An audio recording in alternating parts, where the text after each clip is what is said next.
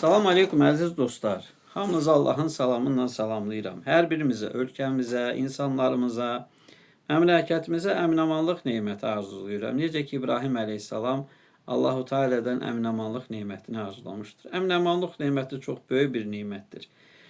Əminamanlıq neməti ağızda yeməyi dadını hiss etməyə imkan verir. Təbiətə çıxdığın zaman təbiətin gözəlliyini görməyə, anlamağa imkan verir. Evlatlarınla oynadığın zaman evlatlarının şirinliğini dadmağa imkan verir. Seyahat ettiğin zaman səyahətini sənə maraqlı edir. Ona görə dünyanın qarışdığı bir vaxtda hər zaman olduğu kimi öz xalqımıza, ölkəmizə, millətimizə əminamanlıq arzu edirəm. Əminamanlığımız davamlı olsun. Böyük bir nemətdir əminamanlıq. Niyə? Çünki yediyinin dadını bilirsən, getdiyin yerin ləzzətini hiss edirsən. Allah Teala əminamanlıq nemətini hər zaman bizim məmləkətimizdə bərqərar eləsin və bütün insanlara bu əminamanlıq nemətini bəxş eləsin. Xüsusilə də müsəlman dünyası üçün dua edirəm. Allah Teala əminamanlıq neməti versin müsəlman dünyasına. Son zamanlar mediada bəzi yazılara şahid olursan. Mən uzun müddətli video çəkmirdim, amma bu videonu çəkməkdə səbəbim nədir? Son zamanlar bəzi media orqanlarında gedən məqalələrin adlarında bəzi insanların verdiyi müsahibələrdə və yaxud da ki media monoloqlarında və ya diyaloqlarında dinlə bağlı, dindarla bağlı, dini ibadətlərlə bağlı, dini simvollarla bağlı təhrik edici, biraz sətiraltı istehza içərən ifadələrə rast gəlirsən. Yəni bu təəssüf edici bir haldır. Çünki qarşındakı tərəf sənlə razı olmadığı halda və yaxud da fərqli bir həyat tərzi yaşadığı halda, əgər sənin ifadələrin və məntiqin yalnız istehza edici ifadələr işlətməyə səni sövq edirsə, bu o deməkdir ki, bu biraz mədəni problemdir. Yəni sən inanmaya bilərsən, inanclı olmaya bilərsən, bu sənin konstitusyon hüququndur. Necə ki inanclı bir insanın inanması da onun konstitusyon hüququdur. Lakin sən qarşındakı insanın etiqadını təhkil edici və ya ki onu hansısa bir yanlış bir yola təhrik edici bir ifadə işlədə bilməzsən. Təbii ki, bütün sosial qruplar içərisində olduğu kimi dindarların da içərisində adekvat olan və qeyri-adekvat olan insanlar var. İctimai asayişin əhəmiyyətini anlayan və anlamayan insanlar vardır.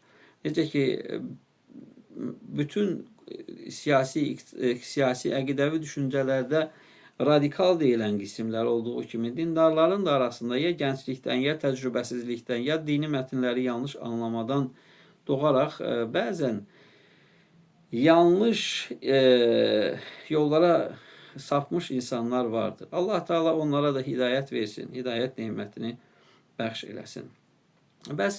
Bəzən cəmiyyətdə yaranan təhrik edici və insanın dini etiqadını zədələyən, biraz xətrinə dəyən, biraz onu incidən tavırlara qarşı Allahın dinində, Allahın kitabında əsasən müsəlman necə davranmalıdır? Bu da adekvat olaraq qarşıdakı insanı təhqir etməlidir və yaxud da ki, onun düşüncəsi ilə bağlı istehzalı fikirlər mi söyləməlidir?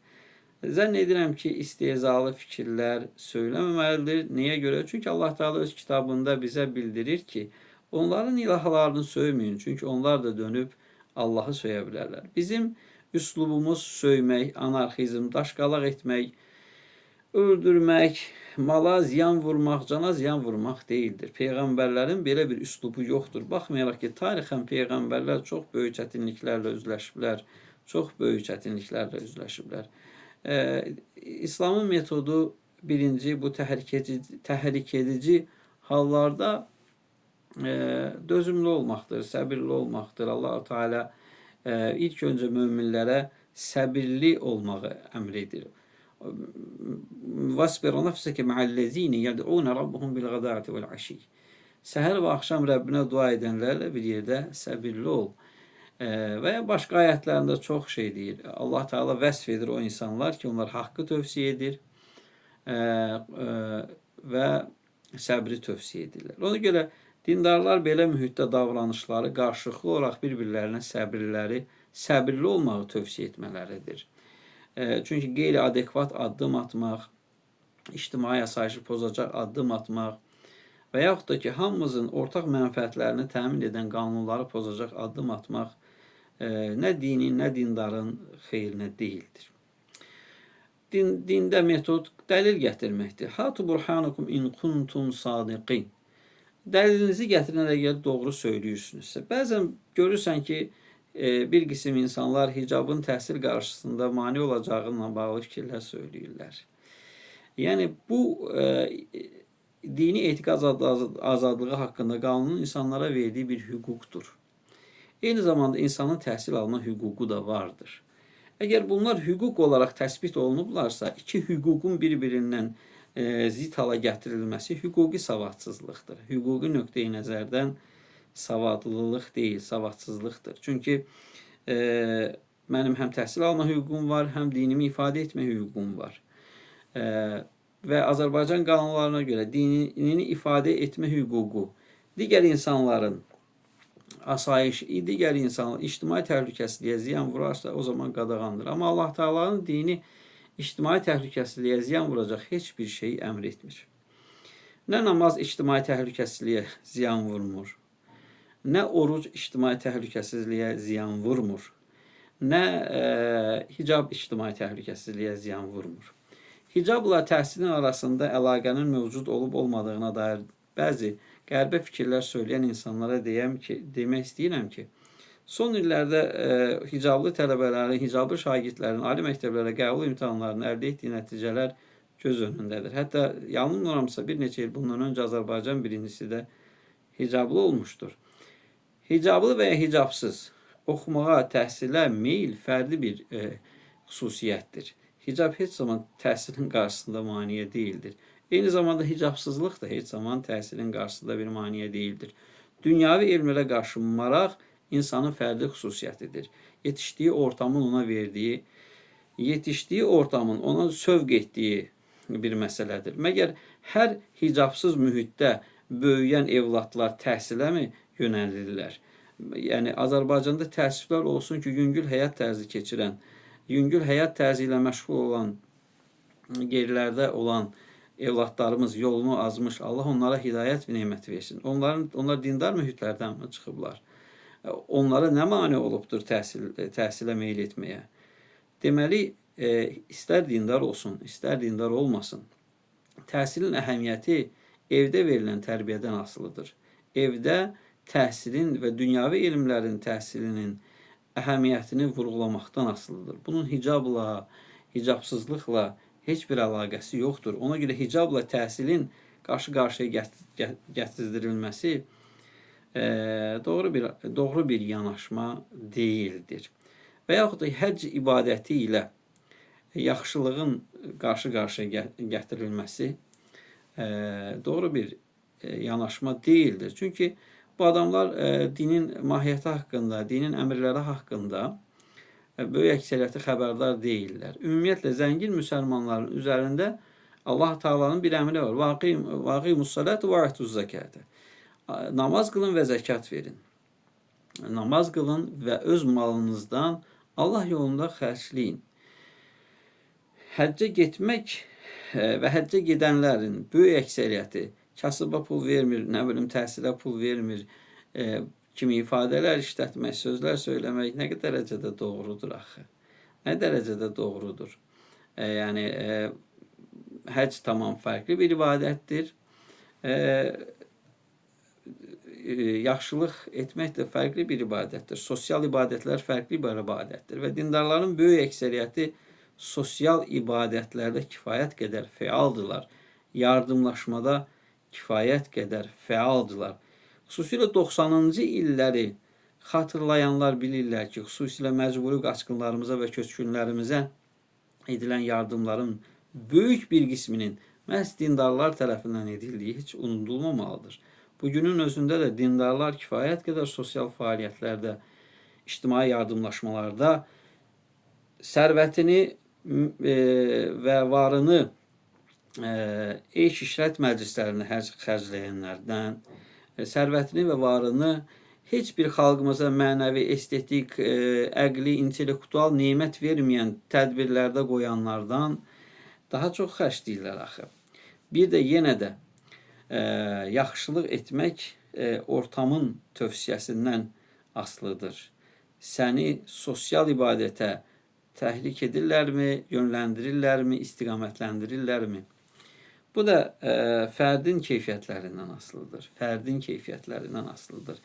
Həclə məktəb tikməyi qarşılaşdırmaq Hacı Zeynalabdin Tağıyevin Azərbaycanda açdığı məktəbləri qarşılaşdırmağa bənzəyir. Yəni, axı sizlər çox sevə-sevə, çox dəfələrlə qeyd edirsiniz ki, Hacı Zeynalabdin Tağıyev məktəblər açıb. Həmin Hacı Zeynalabdin Tağıyev hacı idi. Bugün özünə hacı deyib, qeyri-İslami əxlaqi davranışlar sərgiləyənlərin, zinakarlıq edənlərin İslamla əlaqəsi yoxdur. Necə ki, öz işini özü yazmayan professorluqla əlaqəsi yoxdur. Necə ki, öz kitablarını özü yazmayan müəlliflərin müəllifliklə əlaqəsi yoxdur. Necə ki, bu işləri davam edə bilərik. Dindarlar necə davranmalıdır? Buradan dindarlara xüsusilə tövsiyə eləmək istəyirəm. Dindarlar maksimal dərəcədə xüsusilə belə anlarda bir şey anlamalıdırlar.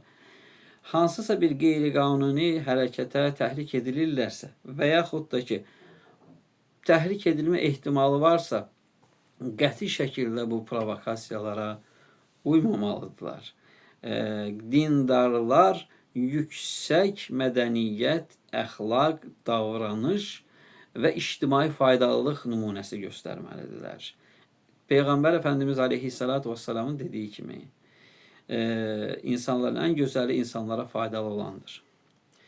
Bizim kitabımızda deyilir ki, hamı eyni cür inanmayacaqdır. Hamı eyni cür inanmayacaqdır. Bizim kitabımızda deyilir ki, iman edənlər olacaqdır, iman etməyənlər olacaqdır. İnsanlar ya o yolu seçəcəkdir, ya bu yolu seçəcəkdir. Çünki فَأَلْحَمَهَا فُجُورَهَا وَتَقْوَاهَا Allah Azze ve Celle and içir o nəfsə ki, ona ilham etdi. Yəni, o ona yaxşıda da, yaxşıya da meyil yaratdı, pisə də meyil yaratdı. Daha sonra isə dedi ki, yaxşıya tərəf get, pisə tərəf getmə. İman zorla qoyulacaq bir şey deyildir qəlbə. Və ya dini dəyərləri yaşamaq insanlara zorla empoze ediləcək bir şey deyildir. Quranda biz elə şeyə rast gəlmirik və Peyğəmbərimizin təcrübəsində də biz elə şeyə rast gəlmirik. Belə bir ortamlarda dindarlar xüsusilə diqqətli, əxlaqlı, səbirli olmalıdırlar. Dindarın dinlə bağlı Allahın bildirdiyi kimi Bəqərə surəsinin ilk 5 ayəsində bildirdiyi kimi bir proqramı vardır. Əuzu billahi mineşşeytanirracim. Bismillahirrahmanirrahim. Elif lam mim. Elif lam mim. Allah Teala hərfləri misal gətirir. Hərflər sözlərə əmələ gətirir. Sözlər toplanaraq kitab olur. Deməli, dindarın metodu sözdür. Dindarın fikrini ifadə etmə tərzi sözdür. Zəlikəl kitabu la rayba fih hudan lil muttaqin. İnsanları Allahın kitabına çağırmaqdır. Allahın kitabı haqqında danışmaqdır. Allahın kitabından tövsiyələr etməkdir.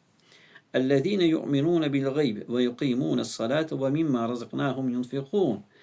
O kəslər ki, nə edirlər? O kəslər ki, inanırlar qeybə. Yəni, fiziki ölçülərin üzərində olan Allah Subhanahu ve Teala'ya inanırlar. Fiziki ölçülərlə idrak edilməyən, amma bütün fiziki həqiqətlərin ona apardığı Allah'a inanırlar və namaz qılırlar. Yəni, ana ibadət öhdəliklərini yerinə yetirirlər. Və Allahın onlara verdiyi ruzidən Allah yoluna xərcləyirlər.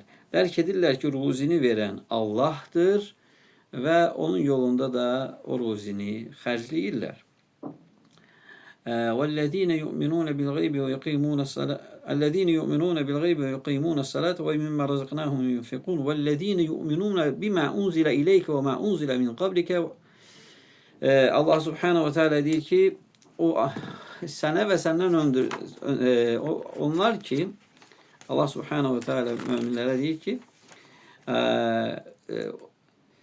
وَالَّذ۪ينَ يُؤْمِنُونَ بِمَا أُنْزِلَ إِلَيْكَ onlar sənə indirilənə də وَمَا وَالَّذ۪ينَ يُؤْمِنُونَ بِمَا اُنْزِلَ اِلَيْكَ وَمَا اُنْزِلَ مِنْ قَبْلِكَ وَبِالْآخِرَةِ هُمْ يُوقِنُونَ. Onlar sənə nazil edilən bu Qurana da inanırlar. Səndən öncə nazil edilənlərə də inanırlar. Tövrata da, İncilə də, öz həqiqəti üzrə olan Tövrata da, İncilə də inanırlar. Və inanırlar ki, Allahu Teala heç vaxt insanları rəhbərliksiz buraxmamışdır. Heç vaxt insanları hidayət nemətindən məhrum etməmişdir. Həmişə öz direktivlərini indirmişdir, öz paketini indirmişdir. Və ahirətə də yəqinliklə inanırlar. Ölümə inandıqları kimi inanırlar. Ahirət nədir? İnsanların əməllərinin tartıldığı, ölçüldüyü mükafat və cəza məqamıdır. Mükafat və cəza məqamına inanan bir insanın ictimai faydalılıq dərəcəsi daha çox olmalıdır. Ulaika ala hudan min rabbihim. Onlar məhz hidayət üzrədilər Rəblərindən olan. Ulaika ala hudan min rabbihim və ulaika humul muflihun. Və məhz onlar xilas olanlardır. Yəni dindarlar metodumuz ancaq xeyrə çağırışdır. O kəslər ki, onların metodu xeyrə çağırış deyildir. O kəslər ki, onların metodu təəssüflər olsun ki, anlaşılmamazlıqdan, təcrübəsizlikdən və ya hansısa bir təhrik səbəbi ilə Peyğəmbərlərin yolu ilə getməməkdir. Cəmiyyətdə asayiş pozğunluğu yaratmaqdır.